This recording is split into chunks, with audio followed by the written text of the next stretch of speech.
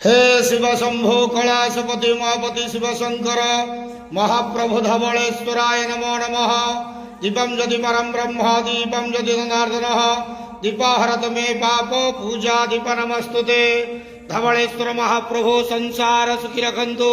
आज शुभ गुरुवार रे समस्त श्रद्धालु भक्त मान को आशीर्वाद करंतु। मनस्कामना पूर्ण करंतु। कर्म क्षेत्र उन्नति करंतु। ग्रहरिष्ट खंडन करंतु। जगतर मंगल करंतु। विश्वर कल्याण करंतु। आपणकर नाम प्रकाश करंतु। सेवकर डाक श्रवण करंतु।